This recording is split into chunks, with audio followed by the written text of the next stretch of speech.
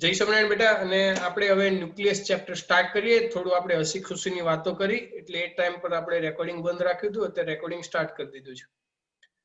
તો એક નોર્મલી હું સ્ક્રીન તમારી સાથે શેર કરું, પછી એના પરથી આપણે થોડી ચર્ચાઓ કરીએ કે શું કરવું છે.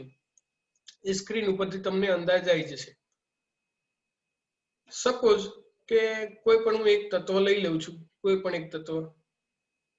સપોઝ કે હું એક તત્વ લઉં છું ઓક્સિજન. ઓક્સિજન હોય તો નોર્મલી ઓક્સિજનને આપણે દર્શાવો તો આપણે કઈ રીતે દર્શાવી શકીએ કે ઓક્સિજન એટલે O, એની સંજ્ઞા 8 અને 16 આવી રીતે દર્શાવે. આ ઓક્સિજન નામનું તત્વ છે. એનો મતલબ કે આપણે એનું જો વિશ્લેષણ કરીએ તો એમાં પ્રોટોનની સંખ્યા કેટલી છે? 8. ન્યુટ્રોનની સંખ્યા કેટલી છે? 8. એનો મતલબ કે A બરાબર કેટલા થઈ જાય? 16.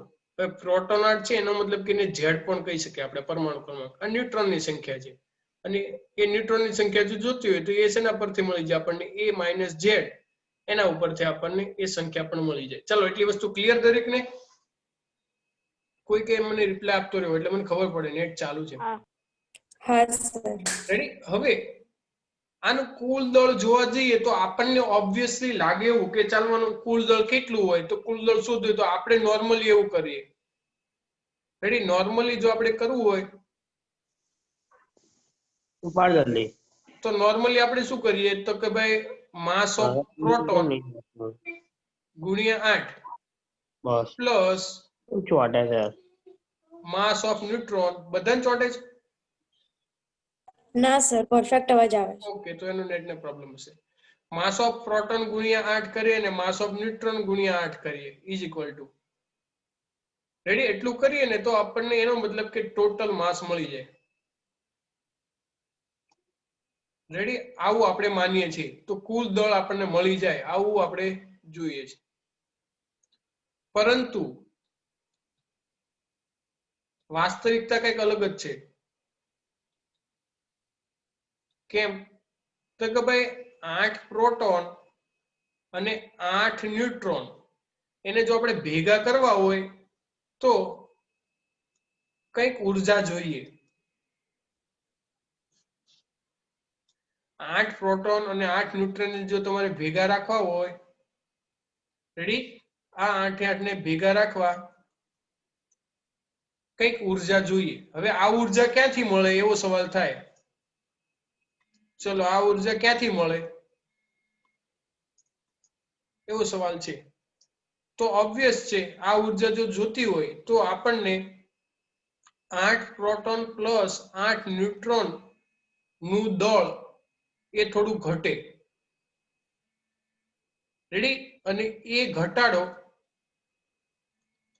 આપણને 8 પ્રોટોન પ્લસ 8 ન્યુટ્રોન ને બંધનમાં રાખે. ચલો, એટલું ક્લિયર દરેક વિદ્યાર્થીઓને? હા કે ના? હા સર. હા સર. એનો મતલબ કે તો ઇન એકચ્યુઅલ દળ કેટલું થયું? મને એવો સવાલ થાય કે હાલો ભાઈ, તો પછી અમારે એકચ્યુઅલ દળ ગણવું કેટલું? એવો સવાલ થાય કદાચ કે હા સર તમે કહ્યું એ બરાબર છે, પણ હવે આ બધાનું દળ તમારે જોઈએ તો એ દળ મારે ક્યાંથી લાવવું?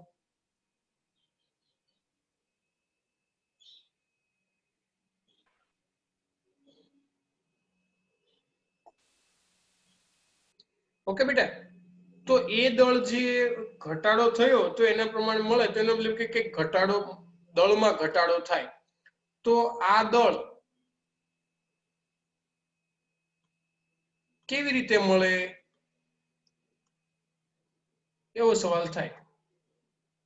તો આ દળ ધારો કે આપણે ડેલ્ટા એમ કરીએ તો ડેલ્ટા એમ, તો એનું જે કુલ દળ હોય તો જેટલા પ્રોટોન છે એટલે કે Z માસ ઓફ પ્રોટોન છે એના minus n mass of neutron કરવું, જ્યારે માસ ઓફ ન્યુટ્રોન, તો આ બંનેનું કુલ દળ અને માઇનસ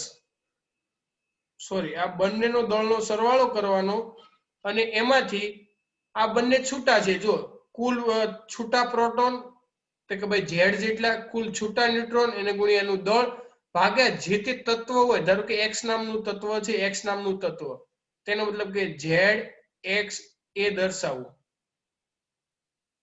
ચલો ક્લિયર છે? z x એ, એક મિનિટ,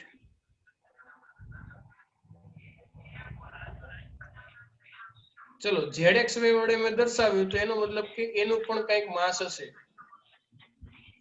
તો એનું જે માસ છે, માસ ઓફ zx એ એવું બાદ કરું તો એ દરમિયાન જે કે પણ માસમાં ઘટાડો છે એ મને મળે.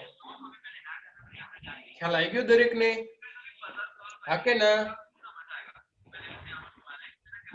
કોઈ છૂટું તત્વ હોય, રેડી, એનું કંઈક દળ હશે જેને આપણે ન્યુક્લિયર દળ કહીએ, અથવા આણ્વિક દળ પણ તમે ઘણીવાર કહો કે માસ ઓફ ટોટલ કોઈ પણ તત્વનું દળ, આણ્વીય દળ અથવા તો પરમાણ્વીય દળ, એ દળ કંઈક હશે અને આ બંનેનું દળ કંઈક અલગ હશે. તો એ જે છે એ ઘટાડો આપણને એવી રીતે મળે.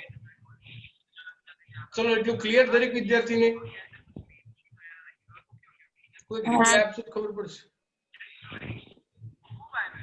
હા કે ના? હા તો બોલતું રહેવાનું, હું પૂછું એટલે બોલવાનું, એટલે મને ખ્યાલ આવી જાય. તો ફરીથી એક મેં ઓક્સિજનના ઉદાહરણ દ્વારા મેં તમને સમજાવ્યું કે ઓક્સિજનમાં આવું હોય છે. રેડી, આટલું હોય છે ટોટલ દળ, આવું થવું જોઈએ. આ નોર્મલી આ કન્ડિશન છે, આ નોર્મલી છે, પણ તો રિયલમાં આવું થતું નથી. તો રિયલમાં વાસ્તવિકતામાં શું થાય કે 8 પ્રોટોન ને 8 ન્યુટ્રોન છે ને ભેગા કરવા કંઈક ઉર્જા આપણે જોઈએ. હવે આ ઉર્જા આપણને સવાલ થાય કે ક્યાંથી મળે? તો કે ભાઈ 8 પ્રોટોન ને 8 ન્યુટ્રોન નું દળ કંઈક ઘટે, રેડી, કંઈક જે ઘટ્યું એ ઘટાડો 8 પ્રોટોન પ્લસ 8 ન્યુટ્રોન નો હોય એ બંધનમાં રાખે, એનો મતલબ કે ઉર્જા મળી, આ બંધન ઉર્જાને મળે કે જેને બંધનમાં રાખે. તો એવો સવાલ થાય કે આ દળ કેવી રીતે મળ્યું? તો એ દળ જે જોતું હોય તો દળ અને ઉર્જામાં ફેરફાર થાય, આપણને ખબર છે. રેડી, આઈન્સ્ટાઈન પ્રમાણે. સર બીજો અવાજ આવે છે કઈથી. એ બીજું કોઈ બોલે છે. બીજા કોઈનો અવાજ આવે તો મ્યુટ કરી દો. ઓકે, થઈ ગયો. તો આઈન્સ્ટાઈનની થિયરી મુજબ કે ભાઈ delta E is equal to delta M into C square. એનો મતલબ કે જે કંઈ પણ દળમાં ફેરફાર થયો એને અનુરૂપ ઉર્જામાં ફેરફાર થાય. એનો મતલબ કે આ જે કંઈ પણ દળમાં ફેરફાર થયો, આ દળમાં જે કંઈ પણ ફેરફાર થયો એને અનુરૂપ આ બંધન ઉર્જામાં ફેરફાર થાય કે જે બંધનમાં રાખે છે. ઓકે બાળકો, એટલું ખબર પડી ગઈ? હા સર. હવે આ વસ્તુ જે આપણે જોઈ ને, આની આ જ વસ્તુ આપણે સેમ વસ્તુ આપણે ટેક્સ્ટબુકમાં આની વેલ્યુ સાથે જોશું. રેડી, આની આ સેમ વસ્તુ પણ વેલ્યુ સાથે, અને પ્રેક્ટિકલ ગણેલું છે, અને સમ્સ પણ ઘણીવાર આવે છે. આ બેઝિક લોજિક તમને યાદ રહેવું જોઈએ. મેં આની માટે તમને ઘણીવાર ઉદાહરણ પણ આપ્યું છે કે ગઈકાલે જ કદાચ આપ્યું હતું કે કોઈક પાસે થોડા પૈસા છે, 100 રૂપિયા છે, કોઈકને 10 આપે છે, તો વધે કેટલાની પાસે? તો ઓબ્વિયસ છે કે 90 રૂપિયા વધે. પણ હું કહું ના, 90 ના વધે, 89 અથવા 89.50 વધે. કેમ? તો કે બાકીના જે પૈસા છે, રૂપિયો 50 પૈસા 10 પૈસા, એ બંનેને વેચવામાં વપરાઈ ગયા પૈસા. એવી રીતે એક બેસ્ટ એક્ઝામ્પલ છે, તમે ઇઝીલી સમજી શકો એટલા માટે. તો લેટ્સ આપણે બેટા પેલું સ્ટાર્ટ કરીએ આપણું ટેક્સ્ટ બુક.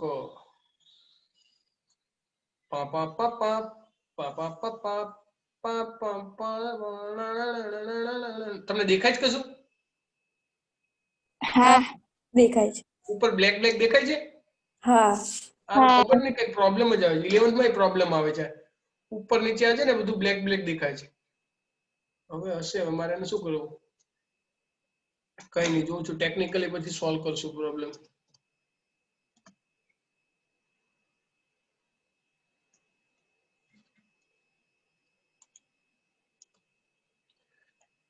ન્યુક્લિયરની બંધન ઉર્જા, એના ઉપર આપણે થોડી વાત કરીએ કે ન્યુક્લિયરની બંધન ઉર્જા. તો લેટ સ્ટાર્ટ.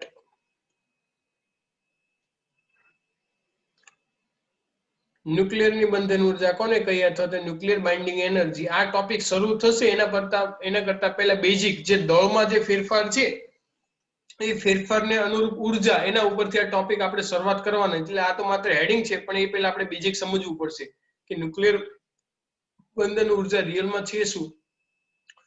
તો હવે આપણને ખબર છે કે ન્યુક્લિયસ છે પ્રોટોન પ્લસ ન્યુટ્રોન નો બનેલો હોય છે નોર્મલી, અને ન્યુક્લિયસ નું દળ તેના પ્રોટોન અને ન્યુટ્રોનના વ્યક્તિગત દળોના કુલ દળ જેટલું જ હોય છે એવું અપેક્ષિત છે. આ શું કહ્યું છે? અપેક્ષા છે કે આવું હોવું જોઈએ. રેડી? હોવું જોઈએ એનો મતલબ કે હોય જેવું જરૂર નથી, પરંતુ ન્યુક્લિયસ નું દળ હંમેશા આ કુલ દળ કરતા ઓછું જ હોય છે. રેડી? જેને આપણે ઘણીવાર દળ ક્ષતિ પણ કહીએ કે આ દળ ક્ષતિ છે, હંમેશા ઓછું જ હોય છે. હમણાં આપણે એક ઉદાહરણમાં જોયું કે ઓક્સિજન ની વાત કરી. જેમ કે ઉદાહરણ તરીકે અહીંયા વાત કરે છે, જોજો. ઓક્સિજન આપણે વેલ નોન છે એટલા માટે ઓક્સિજન આપે છે. ઘણા બધા તત્વો માટે આપણે કરી શકીએ.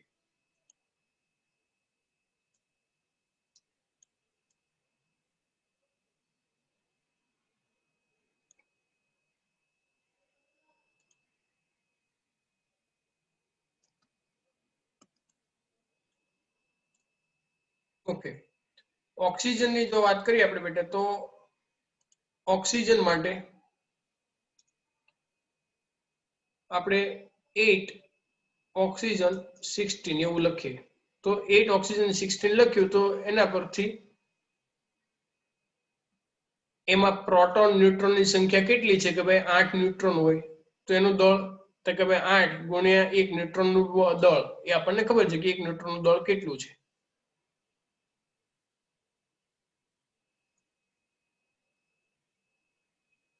આઠ પ્રોટોન નું દળ, 8 ગુણ્યા પ્રોટોન નું દળ ઇન્ટુ યુ, 8 ઇલેક્ટ્રોન નું દળ. લગભગ આ તો આવું ગણી શકાય, આનું બહુ દળ નહીં આવે ઇલેક્ટ્રોન, પણ આપણે અહીંયા ગણીએ છીએ. તો 3 3 નો આપણે સરવાળો કરીએ તો આના પ્રમાણે આ 3 3 નો સરવાળો કરીએ તો એનો અપેક્ષિત દળ વાત કરે છે. અપેક્ષિત એટલે કે આપણે જે કલ્પના કરી એ પ્રમાણેનું દળ આવું હોવું જોઈએ.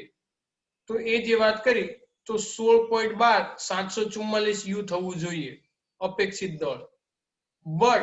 બટ પ્રોબ્લેમ શું છે તો કે ભાઈ પ્રેક્ટિકલી આપણે જો મેજર કરવા જઈએ, ચલો પ્રેક્ટિકલી મેજર કરીએ તો માસ સ્પેક્ટ્રોગ્રાફી માં આપીએ તો એનું પરમાણુય દળ 15.994 યુ જેટલું થાય. તો જો બંને વચ્ચે કઈક તફાવત થયો બંનેના માસમાં. અપેક્ષિત આટલું હોવું જોઈએ કે જે આપણું સામાન્ય લોજિક કહે છે, 8 પ્રોટોન 8 ન્યુટ્રોન અને 8 ઇલેક્ટ્રોન. પણ પ્રેક્ટિકલી જોઈએ તો આપણને આવું મળ્યું. તો આ બંને ઇક્વલી નથી. રેડી? આ કરેક્ટ નથી. રેડી? આવું ખરેખર મળતું નથી. આવું કેમ થયું એવો ક્વેશ્ચન થાય. આવું કેમ? તો ભાઈ આમાંથી 8 ઇલેક્ટ્રોન નું દળ ચલો બાદ કરીએ તો 8 ન્યુક્લિયસના દળનું પ્રાયોગિક મૂલ્ય 15.99.053 યુ મળ્યું. તો ચાલો આપણે ઇલેક્ટ્રોન ને બાદ કરી દઈએ, ખાલી ન્યુક્લિયસ ની વાત કરીએ તો જો આ દળ અને આ દળમાં જો કેટલી વિસંગતતા છે. આ 16 પોઈન્ટ સમથિંગ છે અને આ જો 15.99 છે. થોડોક ડિફરન્સ છે, પણ શાના લીધે છે?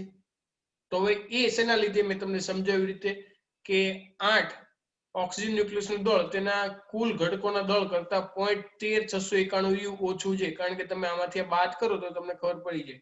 16.12744 યુ માંથી 15.99.053 બાદ કરો તો 0.13691 યુ જેટલું મળે, ઓછું મળે છે.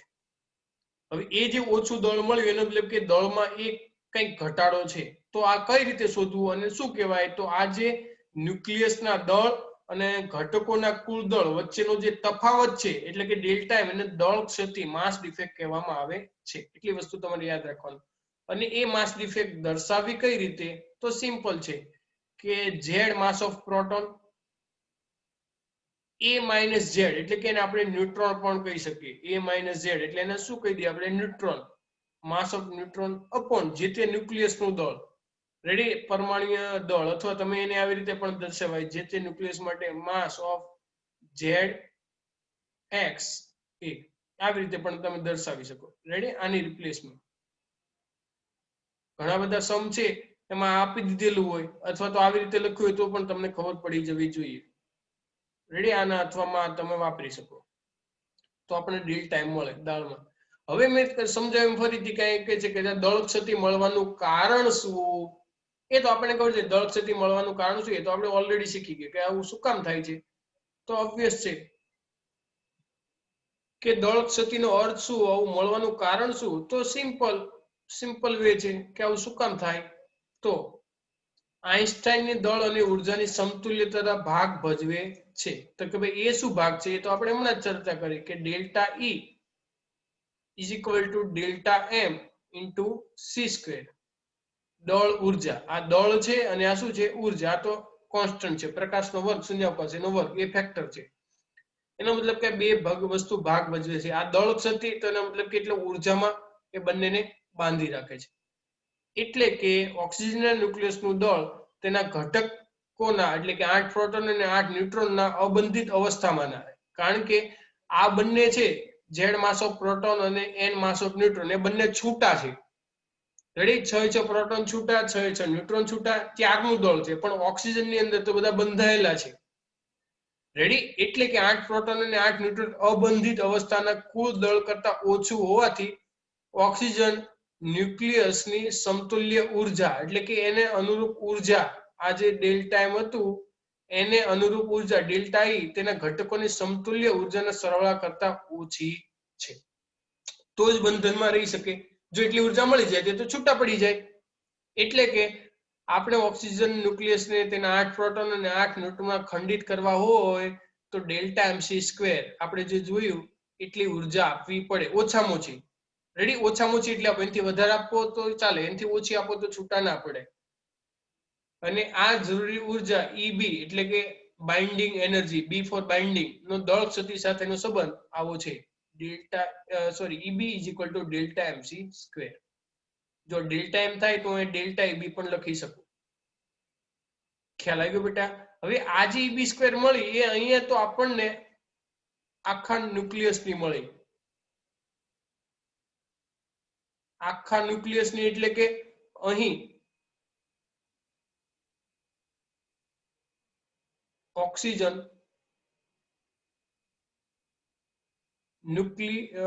ન્યુક્લિયસની મળી. પરંતુ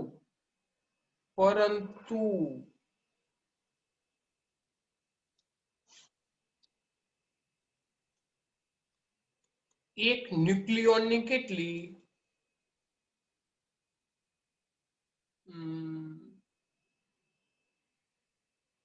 એક ન્યુક્લિયોનની કેટલી તો સિમ્પલ છે. રેડી આ તમે એવો ક્વેશ્ચન પૂછો આપણને જે મળી એ આપણને કેટલી મળી?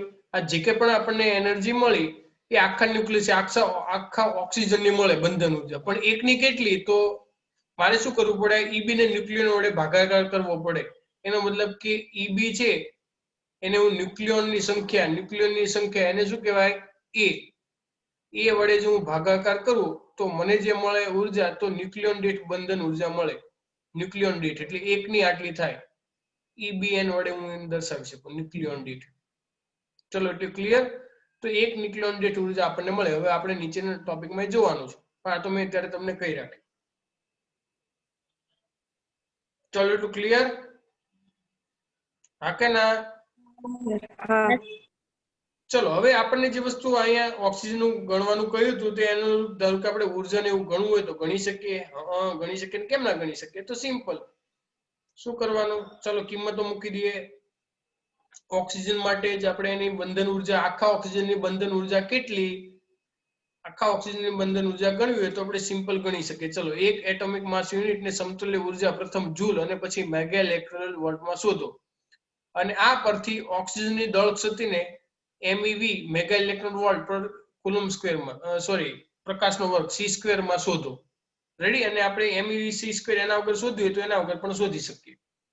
ચલો તો સૌપ્રથમ 1 યુ ને અનુરૂપ ઉર્જા 1 યુ નું આપણે દળ ખબર છે કે કેટલું છે, તો એના ઉપરથી આપણે સિમ્પલ શોધીએ. ચાલો 1 યુ એટલે 1.6605 × 10⁻27 આપણે મોસ્ટ ઓફલી 1.66 લઈશું ગણતરીમાં. અને એના એકમો આપણે c² માં એમાં ફેરવવાનું છે ઉર્જામાં રૂપાંતર કરવા માટે. તો હજી હમણાં જ આપણે સૂત્ર જોયું કે ડેલ્ટા E અથવા તો E = ડેલ્ટા M ગુણ્યા c² એવું થાય. તો ડેલ્ટા M રેડી? હવે 1 યુ છે આપણે અહીંયા લેવાનું કેટલું છે? 1 યુ. તો માસનો ફેરફાર કેટલો લેવાનો? અહીંયા આપણે 1 યુ જેટલો. 1 યુ જેટલો લેવાનો એટલે અહીંયા આપણે લઈશું 1 યુ જેટલો અને ગુણ્યા c² પ્રકાશનો વર્ગ. હવે 2.9979 × 10⁸ કરી એક્ઝેક્ટ માપવા માટે. પણ જ્યારે આપણે દાખલો ગણવાની થાય ત્યારે c ની કિંમત આપણે 3 × 10⁸ લઈ લેવાની. અને એવું ના કરો ડાયરેક્ટ કરો તોય ચાલે. તો જો ચાલો બધી કિંમતો મૂકી દો તમે તો 1.4924 × 10⁻10 જૂલ મળ્યું. હવે એ જૂલને મારે ઇલેક્ટ્રોન વોલ્ટમાં ફેરવવું હોય તો મારે 1.6 ગુણ્યા 10⁻19 કુલમ વડે ભાગાકાર કરવો પડે તો જૂલનું ઇલેક્ટ્રોન વોલ્ટમાં ફરે.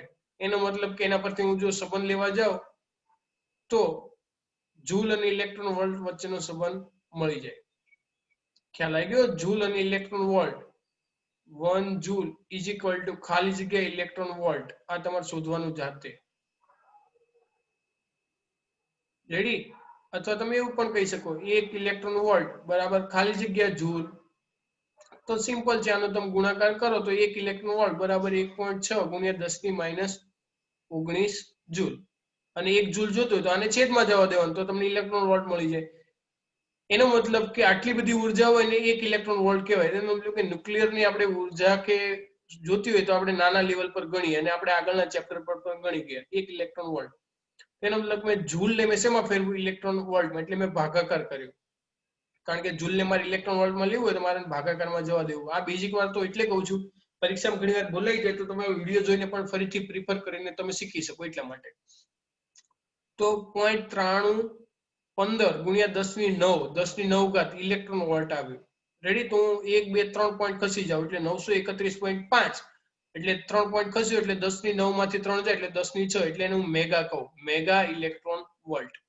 એટલે યાદ રાખવું તો તમે યાદ રાખી શકો 1 યુ ને અનુરૂપ ઉર્જા કેટલી? તો કે ભાઈ 931.5 mega electron volt, but coulomb C square એના અનુરૂપ તમે કરી શકો. ચલો ક્લિયર? એક દળને અનુરૂપ. હવે આ એક તો પૂરું. આ એક ગણવાનું કહ્યું કે નોર્મલી કેટલી. તો આના પરથી એક રિલેશન તો આપણને મળી ગયું કે મોસ્ટ ઓફલી 1 યુ બરાબર 931, મોસ્ટ ઓફલી આપણે લઈએ 931.5 મેગા ઇલેક્ટ્રોન વોલ્ટ મળે. MEV. રેડી? મેગા છે, જોજો પરીક્ષામાં જયારે જૂલમાં ફેરવવાનું થાય તો મેગા ને પેલા 10⁶ ને મેગા છે ને કાઢી નાખવું પડે. ખ્યાલ આવી ગયો? પછી જૂલમાં ફરશે. ડાયરેક્ટ જૂલમાં ફરે નહીં, એટલું યાદ રાખવાનું મેગા છે. નહીં તો ઘણા 931 ને જૂલમાં ફેરવો તો 1.6 ગુણ્યા 10⁻19 કરે, પણ એટલા ના થાય, 10⁻13 થાય, કારણ કે મેગા આવી જાય એમાં. એટલા માટે હવે આપણને જે બીજો સવાલ પૂછ્યો તો આમાં જ કે ઓક્સિજન માટે પણ ગણવાનું છે. આ પરથી ઓક્સિજન માટે પણ આ ઉર્જા ગણો. ચલો તો એ ઓક્સિજન માટે પણ આપણે ગણી શકીએ. રેડી? ઓક્સિજન માટે દળ શક્તિ કેટલી છે? આપણે ઉદાહરણ હમણાં થિયરીમાં જોઈ હતી 0.13691 યુ છે. અને તમને આ ના ખબર પડે તો આના પહેલા જે હમણાં આપણે સૂત્ર જોયું હતું ને, delta M is equal to Z mass of proton plus Z mass N mass of neutron. આ બંનેના સરવાળામાંથી માઇનસ કરવાનું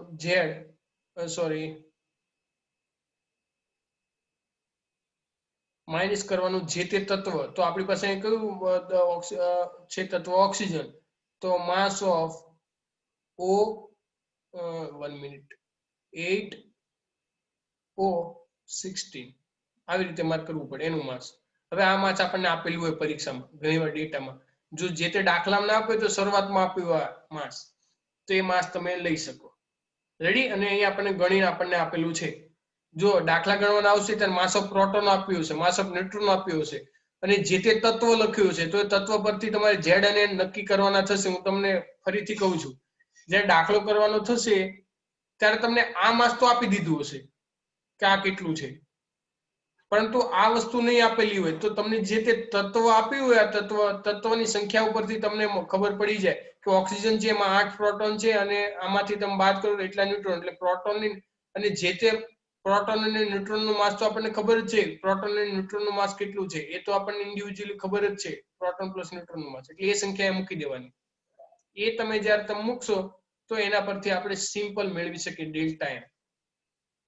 ચલો કિંમત મૂકી દીધી. હવે એને ઉર્જામાં ગણવું છે તો મારી 1 યુ, આ જે દળ આવ્યું છે એમાં આવ્યું છે યુ માં, તો 1 યુ ને અનુરૂપ ઉર્જા આપણે મૂકી શકીએ 931.5. એ કિંમત મૂકી દઈએ તો આપણને જવાબ મળી ગયો.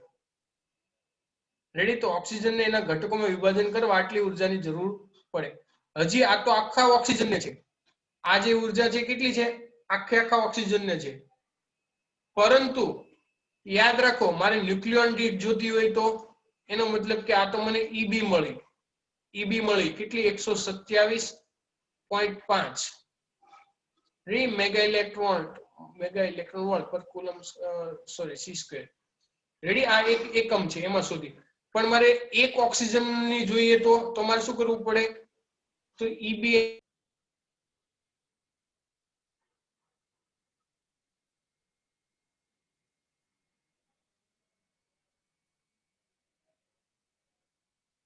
ઓકે મારો અવાજ આવે છે બેટા હા સર ઓકે એ છે ને લાઈટ ઇલેક્ટ્રિસિટી ગઈ હતી એટલે થોડા ટેમ્પરરી માટે નેટ બંધ થઈ ગયું હતું હા તો ફરીથી આપણે છેલ્લે શું વાત કરતા હતા હેલો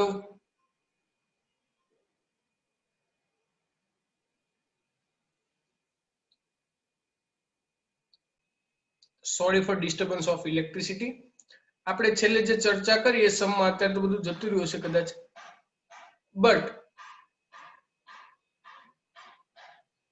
ઇન શોર્ટ જો જોવા જઈએ તો ન્યુક્લિયન દીઠ બંધન ઉર્જા આપણે સિમ્પલ શોધી શકીએ ઓક્સિજન માટે જે આપણે વાત કરતા હતા એ જ ઓક્સિજન માટે